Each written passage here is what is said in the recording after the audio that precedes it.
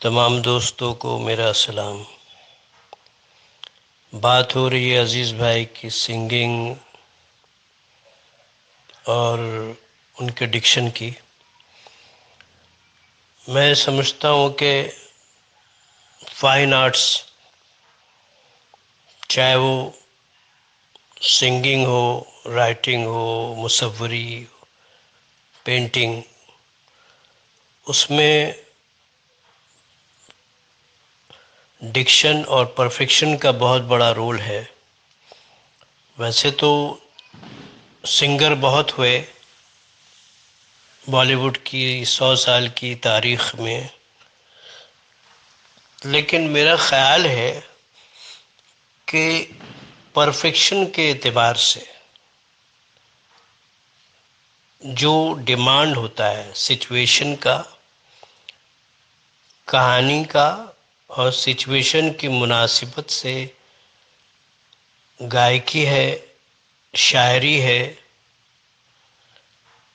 اور وہ میوزک جو اس کہانی کے تقاضے کو پورا کرتا ہو، وہی گانا، وہی فن امر ہو جاتا ہے۔ تو مجھے جو پرفیکشن میں رفیع صاحب، آشا بھوسلے، کشور کمار، یہ تین کے بعد، میں نمبر نہیں دے رہا ہوں، یہ تین سینئر اس لیے ان کا ذکر کر رہا ہوں، تین کے بعد جو پرفیکشنسٹ سنگر ہوئے وہ عزیز بھائی ہوئے۔ گانا جو تقاضا کرتا ہے، غم کا ہے، خوشی کا ہے، جوش کا ہے، دلاسا دینے کا ہے، دوستی نبھانے کا ہے، اپنے ملک سے محبت کا ہے، جو اس کہانی کا مزاج ہے، جو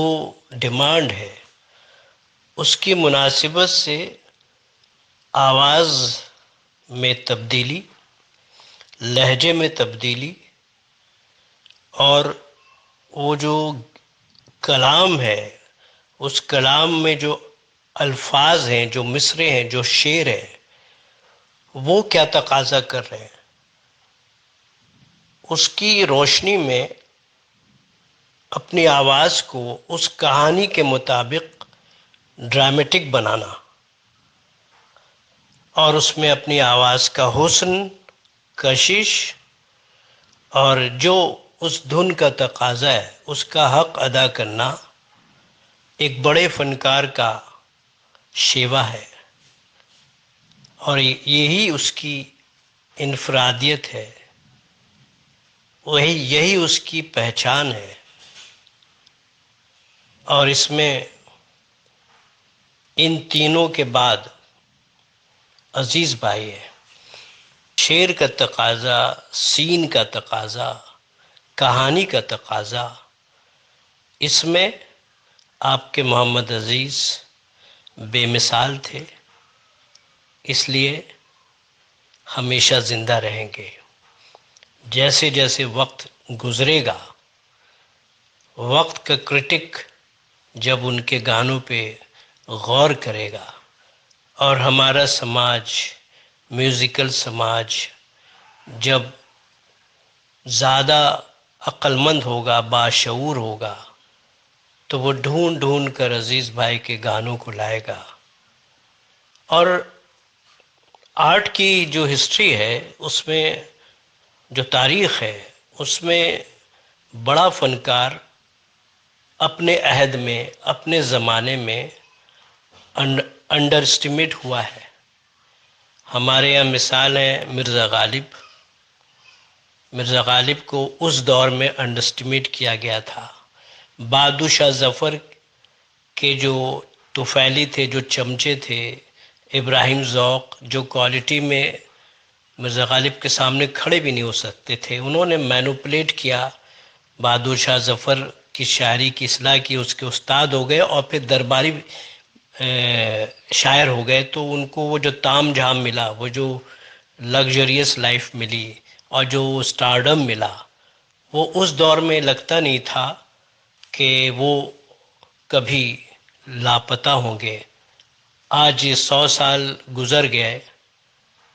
آج ابراہیم ذوق کا نام و نشان نہیں ہے، اور پوری دنیا، چاہے جرمنی ہو، روس ہو، چائنا ہو، جاپان ہو، امریکہ، ہر جگہ وہاں مرزا غالب پر ٹرانسلیشن ہو رہے ہیں، کتابیں لکھی جا رہی ہیں ان کی زبانوں میں، اور لوگ پی ایچ ڈی کر رہے ہیں، اور لائبریری ایک الگ ان کے نام سے، مرزا غالب کا ایک الگ ایک سیکشن ہوتا ہے۔ پوری دنیا میں مرزا غالب پڑھے جا رہے ہیں، جبکہ اس وقت انہیں جیل ڈالا جا رہا تھا، جیل میں تھے جوا کے الزام پہ، اس کے الزام پہ، اور غربت تھی، غریبی تھی، مفلسی تھی، تنگ دستی تھی، لوگ انڈرسٹیمیٹ کرتے تھے کہ یہ کیا شاعری کرتا ہے، اس کی شاعری تو سمجھ میں نہیں آتی ہے۔ اور وقت نے بتایا کہ ان کا زمانہ آئے گا، 100 سال بعد آج ہے۔ ان کا وزڈم، ان کی شاعری میں جو ہیومن نیچر سے قریب ہونے کی جو صلاحیت تھی، تو ایسے اور بہت سارے ہیں جو وقت نے انہیں دکھ دیا، اور پھر وہی وقت جب گزرا تو پھر وقت نے ویلکم کیا۔ ادھر جتنے بھی لوگ عزیز بھائی کے ساتھ جو ناانصافی ہوئی، جو لوگ غمزدہ ہیں، وہ اگر اور 20 30 40 سال تک زندہ رہیں گے تو وہ اپنی آنکھوں سے دیکھیں گے کہ وقت کے ساتھ ساتھ محمد عزیز زندہ ہوتے جا رہے ہیں۔ تو ابھی جو باتیں آپ سب کر رہے ہیں، اس روشنی میں میں نے یہ بات رکھی ہے کہ ان کے فن پر آپ بات کریں، جیسے ابھی نیہا نے کہا، تو ان کا کوئی گانا سامنے رکھا جائے، اس پہ لوگ بات کریں کہ اس گانے میں، ویسے تو لوگ یہاں پہ ایک سے ایک چیمپئن ہیں گانے ڈالنے میں، وہ گانے آ رہے ہیں، سنے بھی نہیں جا رہے ہیں، کچھ لوگ تو اتنے گانے ڈالتے ہیں کہ ان گانوں کا کریز ہی ختم ہو جاتا ہے۔ گانے تو ہر جگہ یوٹیوب میں مل جاتے ہیں، لیکن ان پہ بات کوئی نہیں کرتا ہے، اور یہ شکایت میری ہمیشہ رہی ہے